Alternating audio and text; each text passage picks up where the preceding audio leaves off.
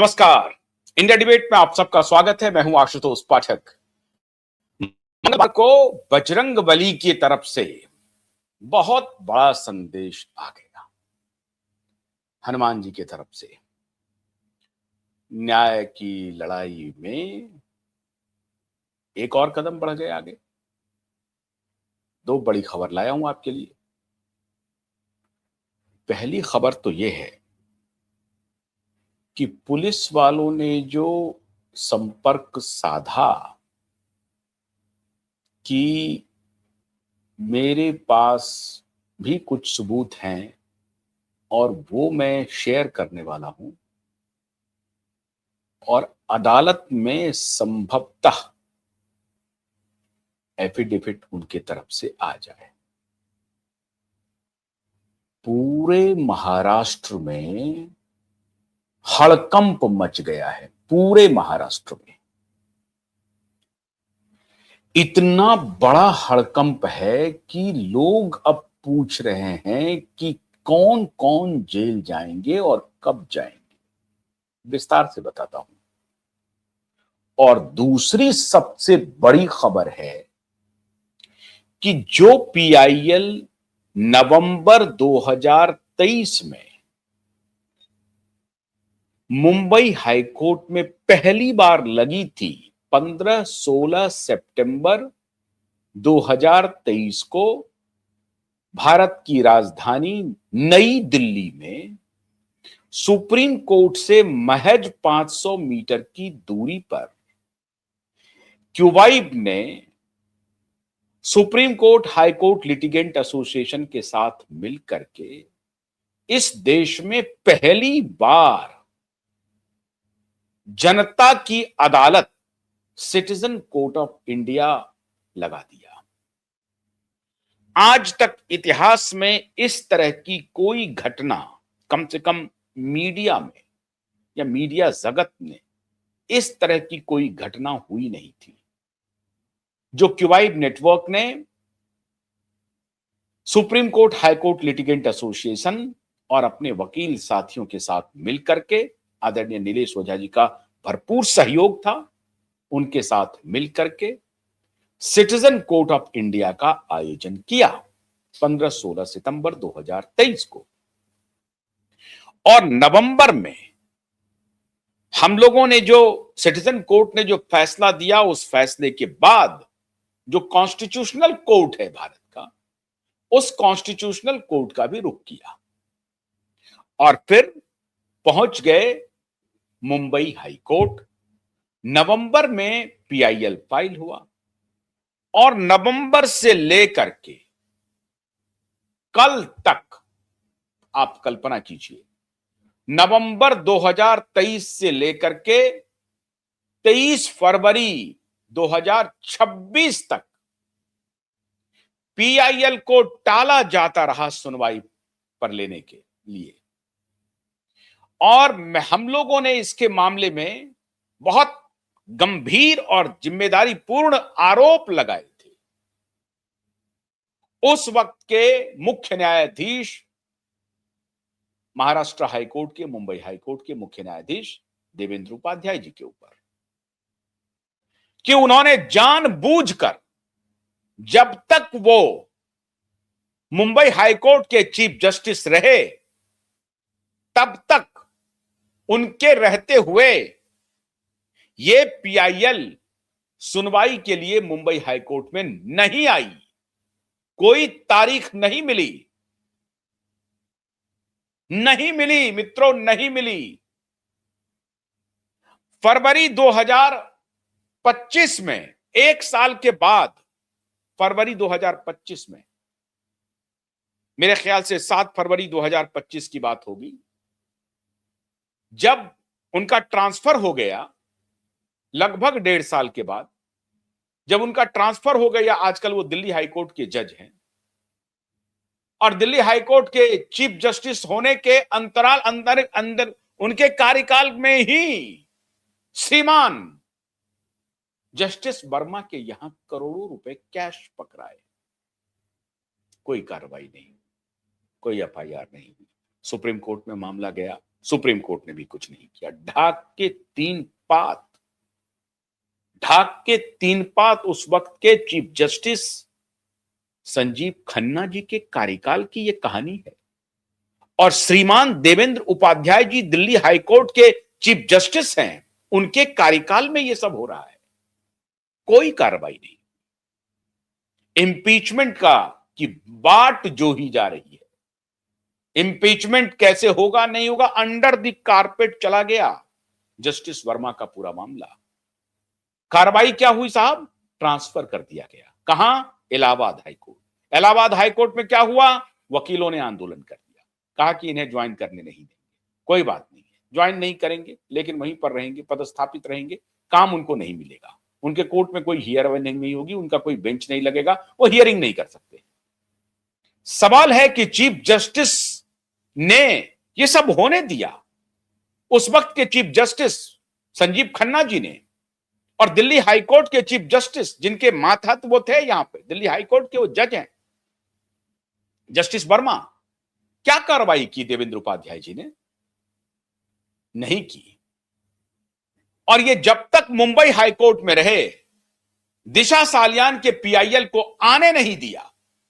और बहुत जिम्मेदारी पूर्ण ये आरोप हमने तब भी लगाया था और आज भी उस आरोप पर बने हुए हैं। लेकिन कहते हैं ना, ऊपर वाले की जब चलती है तो उसके सामने कोई टिकता नहीं है। श्रीमान आलोक राधे जी आए 2025 में। आलोक राधे जी ने बहुत तेजी से एक्सपेडाइट किया, मैटर को ले लिया। एक सप्ताह के अंदर में, आंध्र प्रदेश से वो आए थे, एक सप्ताह के अंदर में उन्होंने मैटर ले लिया। एक सुनवाई हुई, उसके बाद मामला ठंडे बस्ते में चला गया। और तब हम लोगों को यकीन हो गया कि ये पीआईएल की सुनवाई नहीं होने देंगे। और तब आखिरी तुरूप का पत्ता था। ये सब हम लोगों को मालूम था कि ये पीआईएल के साथ इस तरह का खेला कर सकते हैं। ये हम ही लोगों से लोकस स्टैंड ही पूछ सकते हैं कि आपका लोकस क्या है, आप क्यों आए हैं, आप क्या चाहते हैं। हम ये चाहते हैं कि दिशा सालियान के पिता से अरबों और हजारों करोड़ रुपए तसीलें, क्योंकि दिशा सालियान के पिता मल्टी बिलियनर हैं, चटनी का कारोबार करते हैं और बिलियंस ऑफ डॉलर कमाते हैं। तो हमारी मंशा यह थी कि सतीश सालियान का केस अगर मैं ले लूंगा, सतीश सालियान के मुद्दे को अगर मैं उठा दूंगा, श्रीमान नीलेश ओझा जी सतीश सालियान के मुद्दे को उठा लेंगे तो श्रीमान नीलेश ओझा जी मालामाल हो जाएंगे। श्रीमान नीलेश ओझा और उनकी पूरी टीम को Satish Salian millions of dollar लुटा देंगे, फेंक देंगे, और क्यूबाइम नेटवर्क को तो पैसों में तोल देंगे। यह हमारी लोकस थी। अदालत पैसे में समझती है ना सब बात को, पैसे में, क्योंकि करोड़ों रुपए को तो आग लगा दिया जाता है, करोड़ों रुपए को आग लगा दिया जाता है। तो यही उनकी शंका हो सकती है कि क्यूबाइम नेटवर्क क्यों उठा रहा है, इसके पीछे की कहानी क्या है, राज क्या है, क्या ये चाहता है, कहीं से जरूर पैसा चाहता होगा। और हजारों करोड़ की डील चल रही होगी, किनसे? सतीश सालियान से। क्या करते हैं सतीश सालियान? अरे साहब, वो तो टेक्नोलॉजी कंपनी के बड़े बड़े बिलियनर हैं। टेक्नोलॉजी क्या है उनकी? तो चटनी कैसे बनाई जाए।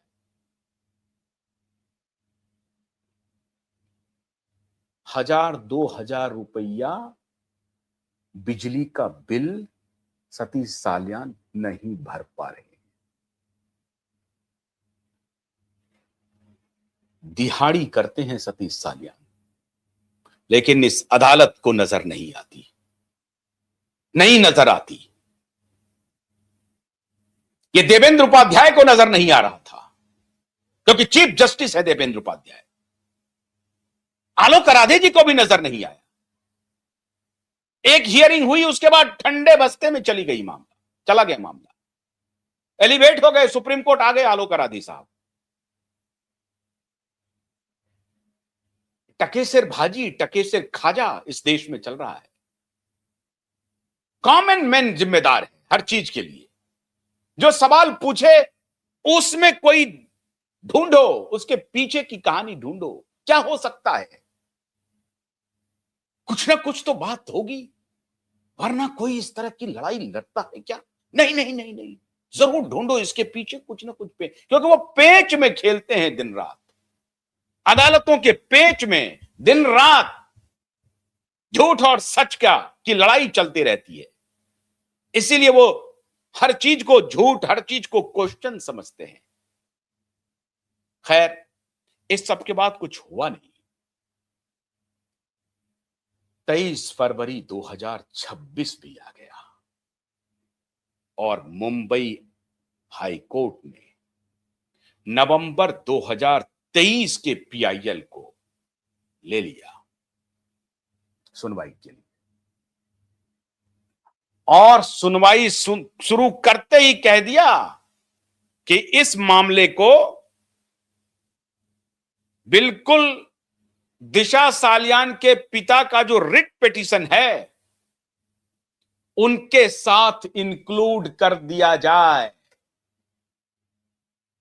ये पीआईएल अनहर्ड नहीं जाएगा। ये पीआईएल भी उनके साथ रिट पिटीशन के साथ सुनी जाए।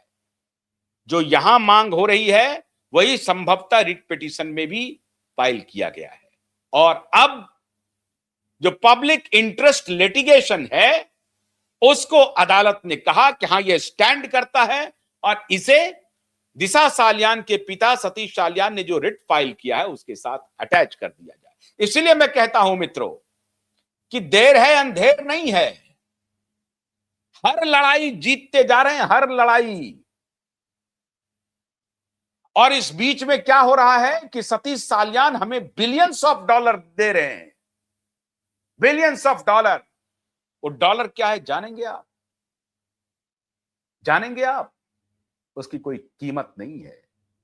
वो सोना, चांदी, हीरे, जवाहरात सबसे ऊपर है।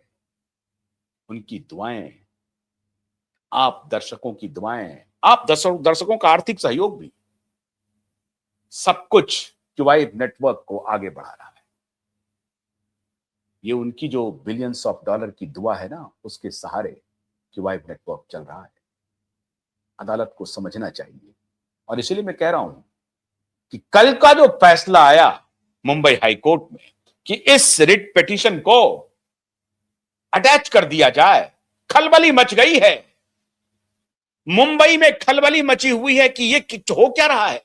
यकायक अदालत ने संज्ञान लेना शुरू कर दिया। ये सारे मुद्दे एक साथ आ रहे हैं। अब आपको दूसरी कहानी सुनिए, हंगामा क्यों बरपा है मुंबई में। पुलिस वालों ने जब संपर्क किया, एक तो कल ये हाईकोर्ट का ये फैसला कि नहीं, अब पीआईएल के बारे में ये नहीं पूछा जा रहा है कि पीआईएल की लोकस स्टैंडी क्या है, आप क्या चाहते हैं, ऐसा नहीं पूछा जा रहा। पीआईएल सुनी जाएगी और रिट पिटीशन के साथ सुनी जाएगी। ऑर्डर हो गया मुंबई हाई कोर्ट का। जिन माननीयों ने नहीं सुना नहीं सुना, लेकिन अभी मुंबई के चीफ जस्टिस के प्रति हम आभार प्रकट करते हैं कि वो संज्ञान ले रहे हैं और गंभीरता से ले रहे हैं। और यह सब इसलिए हो रहा है कि चीफ जस्टिस सूर्यकांत ने संज्ञान लेने का वातावरण बना दिया है। कॉमन मैन की लड़ाई लड़ने वाले के साथ सीजीआई सूर्यकांत खड़े हो गए हैं। उन्होंने वातावरण बना दिया है। अब वो इससे डिगने वाले नहीं हैं। अब जब पुलिस वाले की यह खबर आई तो मुंबई में तूफान आ गया मित्रों, तूफान। सबसे जो कान खड़े हुए हैं, जो सबसे ज्यादा कांप रहा है, वो कांप रहा है परमबीर सिंह। परमबीर सिंह को लग रहा है कि अगर इस पुलिस वाले ने जो संपर्क साधा है, इन पुलिस वालों ने, एक नहीं मैंने कहा है ना आपको, अगर इन पुलिस वालों ने एफिडेविट दे दिया कि कम से कम 10 हत्याएं हुई हैं, केवल दिशा और सुशांत की हत्या नहीं हुई, कम से कम 10 हत्याएं हुई हैं, अगर ये एफिडेविट पुलिस वालों ने दे दिया और कह दिया कि मैं उसका विटनेस हूं, तो क्या होगा? कल्पना कीजिए क्या होगा। अदालतें हिलेंगी, संस्थाएं हिलेंगी, मुख्यमंत्री, गृह मंत्री की कुर्सी हिलेगी। और वो अगर चाहते हैं अपनी कुर्सी को बचाना तो एक ही रास्ता है कि इसके पहले कि वो एफिडेविट आए बाजार में, अदालत के शरण में, सब काम वो कर दें, एफआईआर दर्ज कर दें, इन्वेस्टिगेशन शुरू करें और आरोपी को गिरफ्तार करें। गृह मंत्री महाराष्ट्र के पास कोई ऑप्शन नहीं है, मुख्यमंत्री महाराष्ट्र के पास कोई ऑप्शन नहीं है। अंतरात्मा जग चुकी है पुलिस वालों की। पुलिस वाले ने कह दिया है कि हम सरकारी गवाह बनने के लिए तैयार हैं। यह बहुत बड़ी खबर है और ये बहुत बड़ी उपलब्धि है और ये आप दर्शकों के सहयोग से हो रहा है। आप इसे लीड कर रहे हैं। आप कहेंगे कि मेरा उत्साह कभी कम नहीं होता। उसके पीछे का कारण यह है कि जब मैं देखता हूं कि ऐसे भी पुलिस वाले हैं, आप कल्पना कीजिए ऐसा हो सकता है क्या इस जन्म में, जहां पूरी सत्ता, पूरी मशीनरी इस मुद्दे को दबाने में लगी हो, वहां उसी मशीनरी से एक पक्ष खड़ा हो जाए और कहे कि नहीं, मैं इस मामले में एफिडेविट दूंगा। ये कितनी बड़ी उपलब्धि है आपके अभियान की, आपके लड़ाई की, सत्य पर चलते रहने की लड़ाई की। जब हमने सबूत लाया था, जब पहला सबूत दिशा का दिया था कि दिशा ने सुसाइड नहीं किया है, दिशा का कोल्ड ब्लडेड मर्डर है, तो उस सबूत से दुनिया हिली थी। अब जब पुलिस वाले का एफिडेविट आएगा तो दुनिया हिलेगी, हिलेगी मित्रों, हिलेगी। भूचाल आएगा इस देश में, मैं बता रहा हूं आपको, भूचाल आएगा। बेहतर यही है कि पर्दा में जो बात है वो पर्दे में रहे। इसलिए माननीय देवेंद्र फडणवीस जी, मैं डायरेक्ट आपको कह रहा हूं, डायरेक्ट सीधा संज्ञान लीजिए आप, वरना ये सारी जिम्मेदारी आपके कार्यालय पर शिफ्ट होगी और आप बचा नहीं पाएंगे। आप तहकीकात करते रहिए कि कौन पुलिस वाला है, किसने कह दिया है कि हम एफिडेविट देंगे, कब देगा, कौन है, करते रहिए। मुझे मालूम है उनके जान की भी रक्षा करनी है हम सबको, क्योंकि ये माफिया उनके जान के पीछे भी पड़ सकते हैं। बहुत डेलिकेट मामला है, बहुत ध्यान से चलना है। आज तक इन्होंने सतीश साल्यान को सिक्योरिटी नहीं दी, आज तक इन्होंने नीलेश ओझा को सिक्योरिटी नहीं दी, फिर भी कफन बांध के हम लोग सड़क पर उतरे हुए हैं और इनसे हम लोग डरने वाले भी नहीं है। हां, लेकिन उन पुलिस वालों के प्रति हम लोग बहुत गंभीर हैं। रूप कुमार शाह रोज बेचारा फोन करते हैं, वो कहते हैं कि मुझे एक लाइसेंस दिलवा दीजिए, मुझे रोज धमकी दे रहे हैं ये लोग, पता नहीं कब क्या करेंगे मेरा, क्योंकि वो उनका तो ऑफिशियल स्टेटमेंट है। कैमरे पर उन्होंने कहा है कि पूरे पीट पीट करके सुशांत की हत्या हुई है, बीभत्स तरीके से हत्या हुई है। मैंने उस दिन भी बताया था आपको कि 2011 का केस था जिसमें पुलिस वाले जेल गए, 13 साल की बच्ची के साथ जो रेप हुआ था, बलात्कार हुआ था, उसके ऑटोप्सी में उसकी वीडियोग्राफी हुई, दिशा की वीडियोग्राफी नहीं हुई, सुशांत की भी वीडियोग्राफी नहीं हुई। और देवेंद्र फडणवीस सोचते हैं कि वो देश को बेवकूफ बना देंगे। देश बेवकूफ है। सीबीआई के अधिकारी सोचते हैं कि पूरा देश बेवकूफ है, वो कुछ भी लिख देंगे, कुछ भी कह देंगे, देश मान जाएगा। मैं हैरान हूं, आप एक जिम्मेदारी भरे कॉन्स्टिट्यूशनल पोजीशन पे हैं, साधारण बात जो 5वीं 6ठी क्लास का बच्चा समझ रहा है कि भाई एक डेथ हुआ है, उसकी ऑटोप्सी हुई है, उसकी वीडियोग्राफी हुई होगी, वो वीडियोग्राफी किधर है? सिंपल बात है। Being a home minister, being the executive head of your police, your department, you should have asked that where is the videography of autopsy report? Do you have? They will say you, no, that's enough. That is enough case. आपको पूछना चाहिए कि दिशा का autopsy 2 दिन के बाद क्यों हुआ, 3 दिन के बाद क्यों हुआ? 3 दिन के बाद 11 तारीख को हुआ दिशा का ऑटोप्सी, और सुशांत का ऑटोप्सी सेम दिन हो गया। 3 दिन के बाद इसलिए हुआ क्योंकि कोविड का बहाना बनाया, तो सुशांत के दिन 4 दिन में कोविड खत्म हो गया। कोई लॉजिक है क्या? और ये लॉजिक हमारे होम मिनिस्टर को समझ में नहीं आ रही। पत्रकार महोदय उनसे पूछ नहीं रहे, मेरे चैनल पर आने की उनकी हिम्मत नहीं है। 2 ही सवाल में खत्म।